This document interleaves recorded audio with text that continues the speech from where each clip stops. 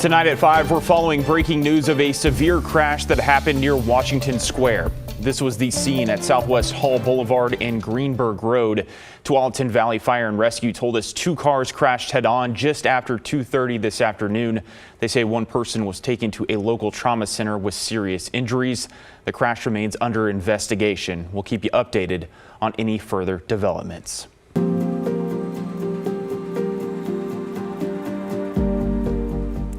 Tonight, we're looking beyond the statistics as we hear from the mother of a man who was killed earlier this month.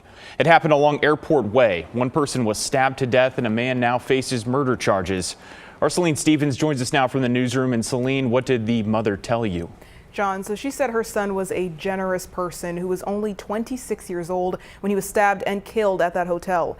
Now, while one of the suspects is in jail, it's unclear where the other suspect is. And now this mother is just left to mourn her son. Biggest heart of anyone I've ever known. This is Shannon Courtwright, Drew Courtwright's mom.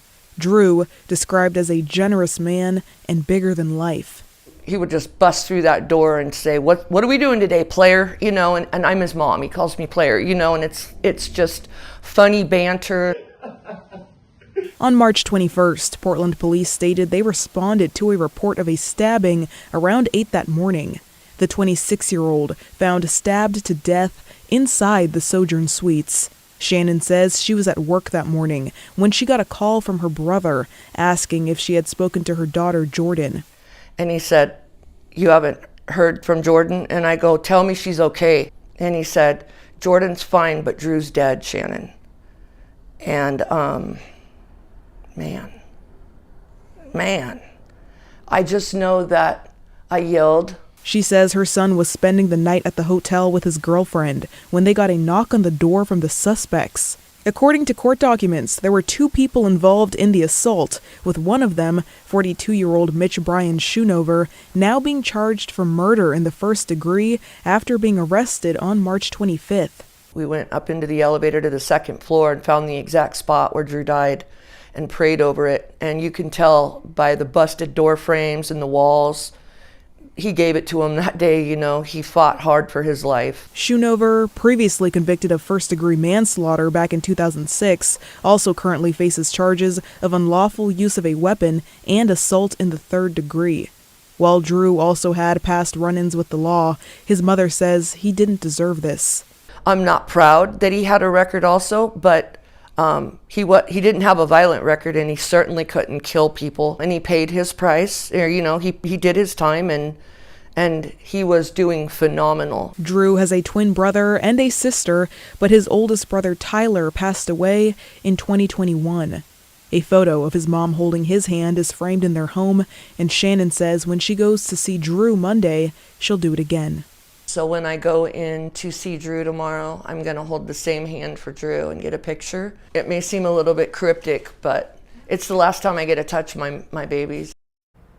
According to Portland Police Bureau, Courtwright's death marked the 7th homicide in Portland for the month of March. His memorial will be held on Mother's Day, May 11th. John? All right, our Celine Stevens tonight. Celine, thank you so much for that reporting. Well, check out this video sent to us from Burns down in southeast Oregon. People stuck in their homes near Triangle City Park were rescued from rising floodwaters. You can see a loader towing 2 boats with people aboard. This comes after Governor Tina Kotek declared an emergency for Harney County and the Burns Paiute Reservation. Well, joining us now is meteorologist Joe Ranieri. And now, Joe, what do we know about the flooding there so far? Well, it's widespread and absolutely incredible to look at some of this video. This is some drone video that just got sent in to us from earlier this afternoon. Now, John, this has all started earlier in the week. Now, it was made worse by a rapid snowmelt due to rising temperatures. And I just looked, and it looks like the Harney County area near Burns has the most snowpack across the state at 175% of normal. Now, this damaged area sewer systems, which caused an overflow into floodwaters. Homes, businesses, farmland, and even livestock are underwater right now. The Harney County Sheriff's Office today increased its evacuation levels, advising people in the evacuation zone to leave immediately. The Burns Paiute tribe is hosting a community update meeting right now. We'll hope to bring you more at 11, but as it coordinates with state and tribal emergency officials.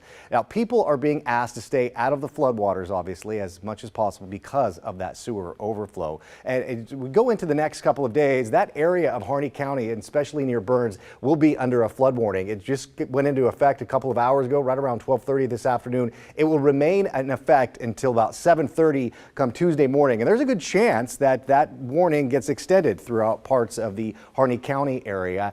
Looking at the weather forecast in that southeast pocket of the state, you're going to be looking at mainly dry conditions over the next couple of days. But with that said, though, there's going to be a little bit of some rain and snow tonight and into tomorrow. As we look at some other watches and warnings, high wind warning in place along the southern Oregon coast into parts of Roseburg. It's a wind advisory, winter weather advisory throughout parts of the southern Oregon Cascades. And rainfall amounts have been a little bit on the lighter side. Of course, we were bone dry all morning, but right around 2 o'clock, we've been seeing that rain pick up. We're looking at just under 1/10 of an inch of rain throughout Portland, Vancouver.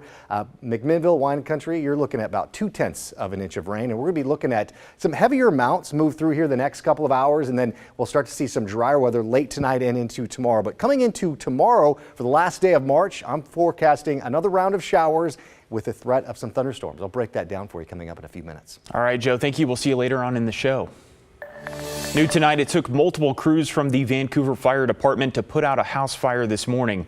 Happened around 6:30 near Northeast Davis and 45th Avenue. Firefighters had to go on the defensive and exit the building after seeing that there was a hole in the first floor and the stairs to the basement had collapsed. It took them about 45 minutes to put out the fire. No one was hurt. In Scappoose, a homeowner was burned after his floating home caught fire just after midnight.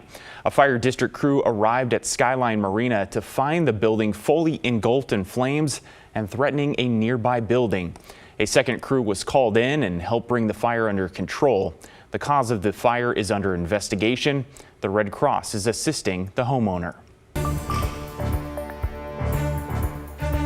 Well, in southern Oregon, the city at the heart of a U.S. Supreme Court ruling on homeless encampments is blocked from enforcing its own camping ban. A circuit court judge in Josephine County issued a preliminary injunction against Grants Pass on Friday. While litigation is pending, the city of Grants Pass cannot cite, arrest, detain, issue fines, or otherwise prosecute any person for camping in any place in the city until it fulfills two conditions. The city must increase its designated camping sites to the same capacity offered at previous sites, and it must ensure any camping sites provide accessible routes and surfaces for people with disabilities.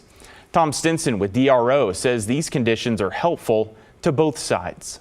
Neither I nor the city has to guess about what the conditions are under which she would lift it. It'll reduce this scenario where the city brings things a little bit better, but it's not quite up to where the judge is, and then we have to do a bunch more court proceedings. Well, he believes if the city complies with these conditions, the results will be something most people can be content with.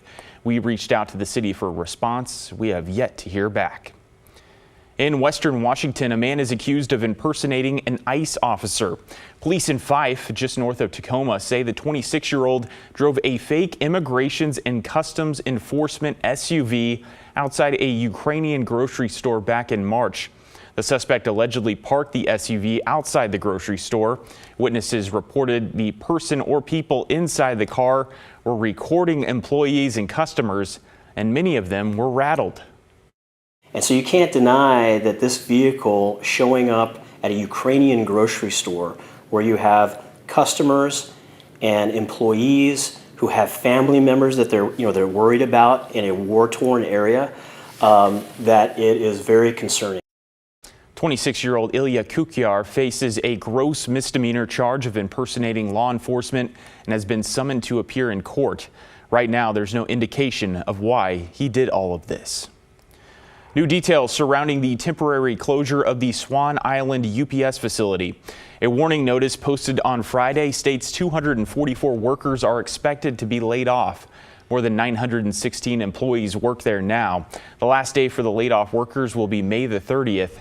We're told the rest of the employees will either move to a temporary facility at the site or another UPS facility in the area.